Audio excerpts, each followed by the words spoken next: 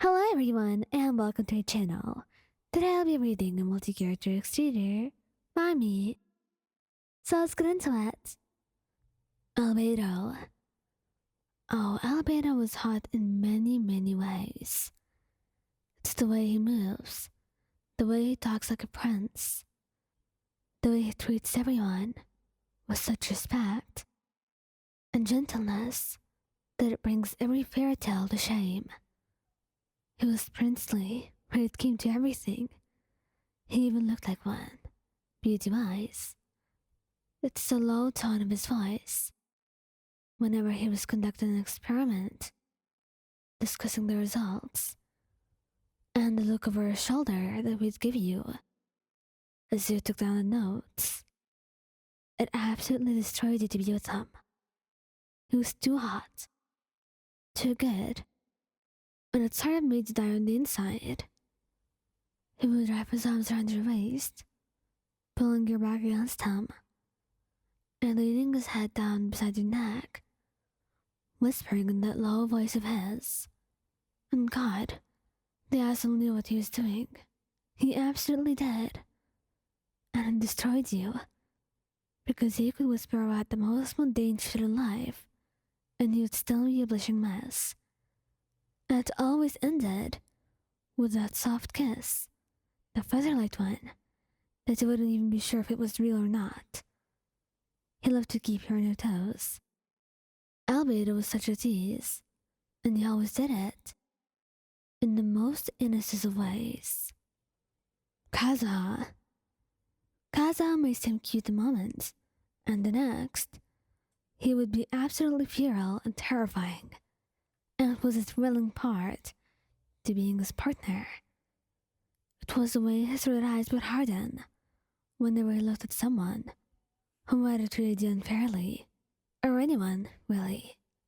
It was the way that all the softness in expression and voice would disappear the moment he talked to someone like a treasure hoarder or the fatui. All that would be seen would be cruelness and coldness, and the fear in people's faces only made it harder to you. The threats that he would tell them that he knew he very well could do if he wanted were something else, because you know that Kazuha was serious. Kazuha was not one for jokes when it came to seriousness, such as this, and the moment he went through with that, it would be the hottest thing to happen in the entire month. Call yourself crazy, maybe, or even insane, but there was nothing that you didn't love about it. It was for a good reason. He deserved it, and you absolutely supported him, even in his violent ways sometimes. Venti. Venti always seemed cute and adorable, but don't be fooled. He's a tease, and he made sure to use that to his advantage in your relationship. It always made things very interesting, because in a moment, he'd be holding your hand and looking into your face gently, and the other, he would lift you up by his hands, somehow hold strong to keep you up, and kissing you, throwing out the most filthy of noises from your mouth that God forbid anyone else had to hear. Venti had you wrapped around his finger, and he could draw out any reaction he wanted from you in mere seconds. His sneaky attitude that always kept your mind wondering is what made him the hottest person in the room.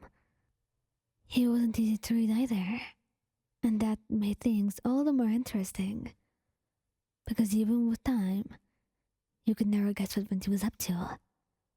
And wasn't that what you expected their relationship to be? Venti was unpredictable, just like the wind.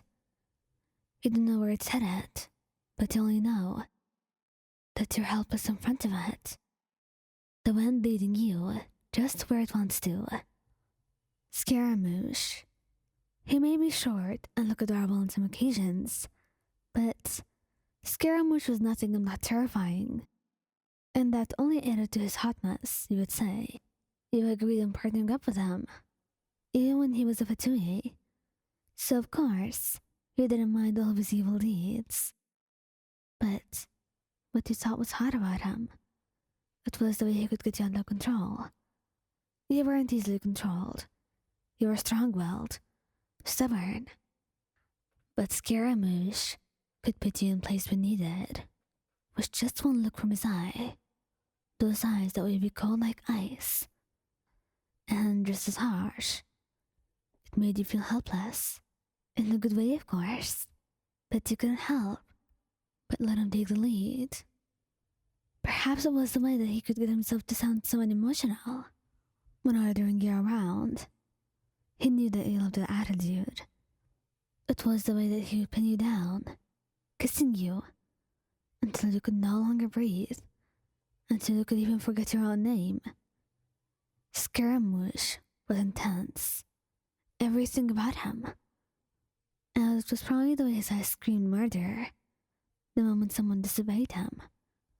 Maybe I was a little bit insane, but he knew that you loved him. Absolutely. And that you were beyond weak for him. Xiao. You thought Xiao was hot when he was mad. There were so many things to admire about him. So many other hot things. But the hottest times would be when he was really mad. I don't know why. Xiao always spoke with such strong convictions. Always making your heart race. He was strong-willed and unbending to anyone's will. Besides Shaoli, of course. But even then, the way he struggled, the way he would fight on to realize what he wants, you thought it was extremely hot. And it was also when he came back from fights, or when he was scaring someone.